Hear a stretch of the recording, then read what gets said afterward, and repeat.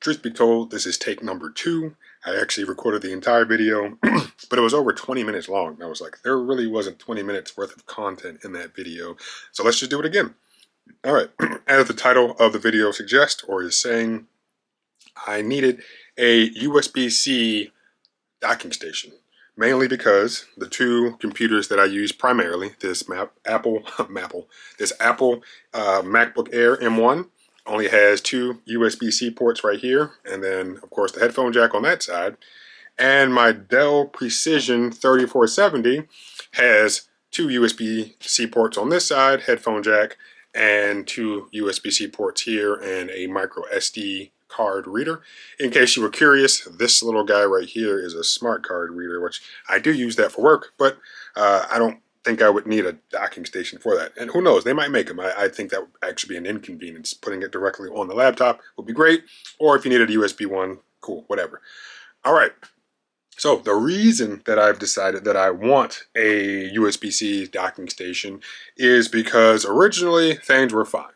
I had my Bluetooth mouse, and I had a wired keyboard, and I also was able to connect an HDMI cord to the laptop through the use of Bluetooth using for the mouse, and this little dongle that actually came with the Dell. So you can see, yes, cover my face, there's a USB-A and an HDMI port on this. So everything that I needed to function properly, I already had. And then one day I noticed that as I'm using my little Bluetooth mouse, I'm clicking around trying to drag and drop stuff, and things are dropping prematurely. It's almost like the computer is thinking that I'm letting up, or I guess depressing the button, and that wasn't happening. And what I eventually came to realize is that where I was sitting in the room was too close to the wireless router. So the wireless signals were coming through and the Bluetooth signals were coming through, and there was interference. So the mouse wasn't working properly because of the access point, and I confirmed my theories by just turning off the access point for a little while. And yeah, from that point forward, I had no issues with the wireless mouse or with the Bluetooth mouse.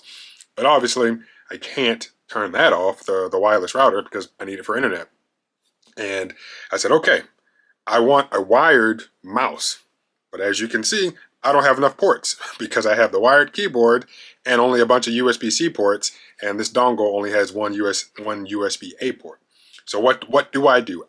At that particular moment, I decided to use this little guy, which is a USB-C to USB-A dongle. And I said, okay, that's fine. But it got to the point where the machine was looking a little cumbersome. There are 4 USB-C ports on that, and 3 of them at times were occupied. So 2 because of these little guys, and then 1 because of the power cord. And I said, I can just do something else that's a little bit cleaner. All right. And I started thinking, and I said, hey, what else could I potentially buy? And I ended up buying, holy smokes, where did it go? Oh, my hand was on. I ended up buying this little guy. This little Sabrent USB-C, I guess it's a dongle. I don't want to call it a dock because it's not. And I'm looking in there, one of those little things is kind of crooked. But this little thing added the expandability that I needed. So this comes with 3 USB-A ports, 2 of which are USB 2, 1 is USB 3. There's a USB-C port for power delivery. I don't believe any data actually goes over that. And on the end, there's an HDMI port. And I don't know if you could see the ports. Yeah, there we go. I think you can see them now. So this for a while, and when I say for a while, I mean for a day or two, was doing what I needed it to do. And then I attempted to plug a third USB-A device into the dongle, and it did not work as intended. It was a disk drive. As you know, I'm a Netflix subscriber, so sometimes I watch movies through the computer on the TV. And yeah, it wouldn't read it. So I took everything off of I disconnected everything. So disconnected the HDMI cable, disconnected the mouse and the keyboard, and moved the USB cable through each individual one. And that optical drive just would not work. And I said, okay, that's not that's not right. And of course, I verified that the drive itself was still functioning because I connected the drive to the computer using this. I connected the drive to the computer using this dongle, and everything was fine. So obviously, that thing either isn't supplying enough power to it, or somehow the data that's coming to it or from the, I have no idea, but it wasn't working. Therefore, it was not a solution to what I needed. At that point, I said, okay, time to find something bigger, better, and more powerful. And I ended up looking at this little guy, which is the Sabrent, and maybe I'll put the name of it actually, what it is on the screen. Actually, yeah, it's the Sabrent DS-WS-PD,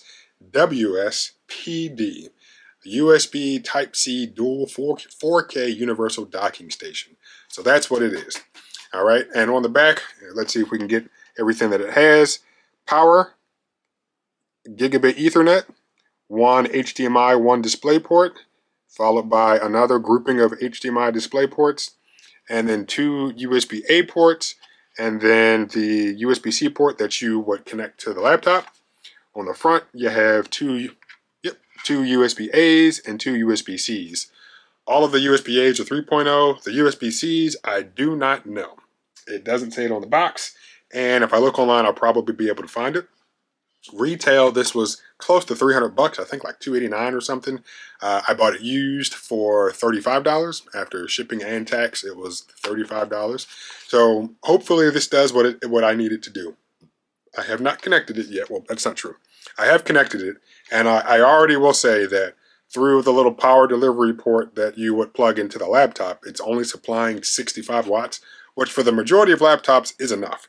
But for this beast of a laptop, this Precision 5470, which is a mobile workstation, 65 watts is not enough.